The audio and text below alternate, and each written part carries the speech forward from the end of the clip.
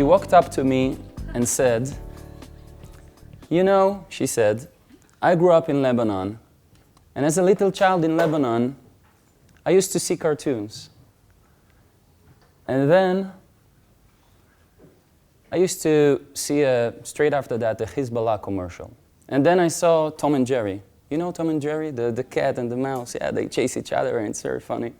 And then I saw, a minute after, an Israeli soldier that was kidnapped and he was reading some statements, etc. And you should realize that's how I grew up. I was raised to hate you. In fact, I was in a way raised and educated to want to kill you. And then I grew up and I listened to some music and I got to hear a song that you wrote, that you composed. And it was fusing music from my childhood, from Egyptian, Turkish, Lebanese music with other elements. And it made me think, this cannot be that the person that composed this music that drives me so much, makes so much emotion come out of me, can be this bad. It just cannot be. So I want to tell you thank you for making me open-minded. And today, Najla Fakhri, she's not an enemy, she's a fan. She's a fan of the music. When I ask her what does she need, what does she really need for herself in life, she said, all I want is to dance. I'm an artist like yourself. So I invited her to join us on stage. And today, she belly dances with us on stage. In fact, we shared some of the biggest stages in the world in front of 100,000 people with people from dozens of nations. This is enemies singing and dancing together, united by the power of music. But she had a price to pay. Sometimes when you go after your desire, you go after your passion. So she was deprived from coming back to her homeland because she created contact with an Israeli musician. But she never regrets that. And I saw her just a few months back in Paris, where she still resides for almost 2 years now. And she's very happy about her decision and why she followed her passion. I was also a little child back in Israel. My father comes from a family of 10 brothers and sisters. All of them are musicians. They play an instrument or sing or do both. So naturally, I became a technology expert. And working for Microsoft for a decade and then as chief technology officer for other large publicly traded companies. And I realized at a certain point, music was there all the time. I'm playing instruments for almost 30 years. So I realized I want to be a change agent. I want to be the story of Johanna and other people that I cannot tell you and share with you. All those stories now made me understand that this is what I want to do to bring back to the world. And I believe that, like the child I was there, I was very creative as a child, as I'm sure you were as well, because you were children as well, each and every one of us. I really believe that we are all creative people, and there is evidence around the world supporting that. For example, the Bubble Project, that was first attempted in the New York subway and then replicated successfully to many, many other places in different continents around the world. What they did is they assumed, a group of artists assumed that if you put on the subway, on the walls, even in the middle of the street, if you put a bubble, a speech bubble, and you leave it blank with a marker on the side, people will eventually get creative and write their thoughts about it. So there are a lot of examples. I'll just show a few. That's one from a person coming in the street and writing that. That's the second one. I don't know if you can read this, but it says, I had so much plastic surgery it hurts. Look, I'm Joan Rivers. So people can get humoristic and very creative, even walking down the street, picking up a marker and just putting their speech bubble on. Like Joanna, like each and every one of us, I believe everything starts with a need.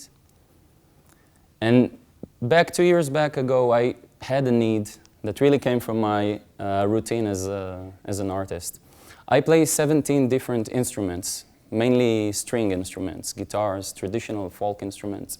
But my main 2 instruments that I tend to use during the live shows are either the electric guitar or the bouzouki. It's sort of a mandolin, a traditional Greek, so also Irish flavor mandolin. So in the shows, I was always trying to find ways to switch between those 2 instruments effectively.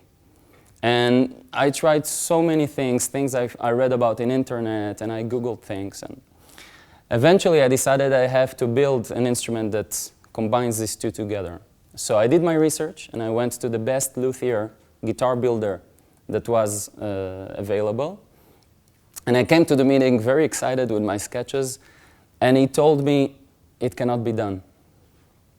He said it's impossible, and then he addressed to the ex-technology expert in my past. He said they compete on different resources in ways that it cannot be bypassed and overlapped. Sure, there are double neck, three necks guitars in the world, but they don't compete on shared resources. So, but the fact was that he spoke about it for 3, 4, maybe 5 minutes, and I thought, if it said one sentence, then maybe I would think there is a point to what he's saying. But he spoke so much that I understood that he was just protecting his paradigms. You know, he was just so good at what he did that he didn't want to probably think beyond. So I went to a piano builder, which knows nothing about guitars, but he knows about acoustics and he knows about wood. And I said, you know, I want to go to the moon. This is my sketch, you know. So he said, sure, I have no idea, but let's go to the moon. And we did it, and it failed. It didn't work. It didn't work. The first model didn't work. We used the wrong woods. It was heavy. All the things that that experts told me were right, and they happened. But we changed the designs. We changed the wood. We changed the electricity, and finally it worked. And I'm very proud to be holding the one and only bouzouki guitar in the world, acoustic and electric at the same time. I'll show you a bit of...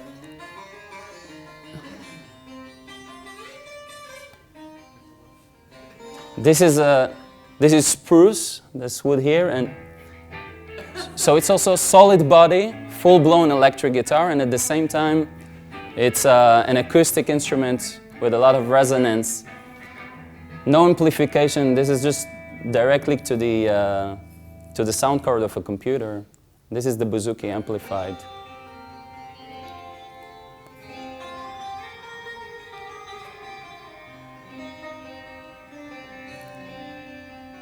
Making the arguably not possible into possible, just by shifting your paradigms.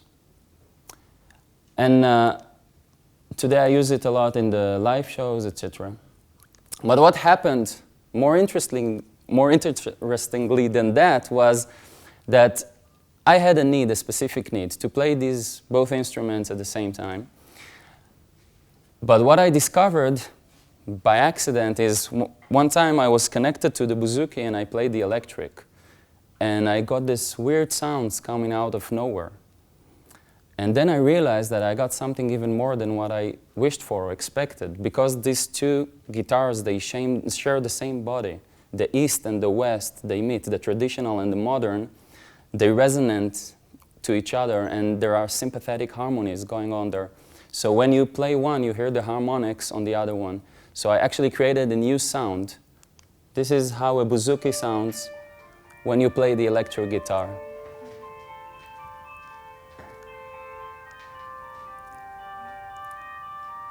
So I actually got to hear a sound that was not existent on Earth acoustically before, that I didn't even plan to find.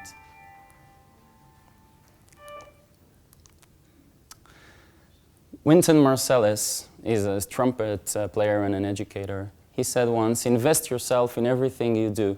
There's fun in being serious. And it's true. And for me, being serious, I'm a very serious guy. Very serious at what I do. For me, being serious was always about being passionate.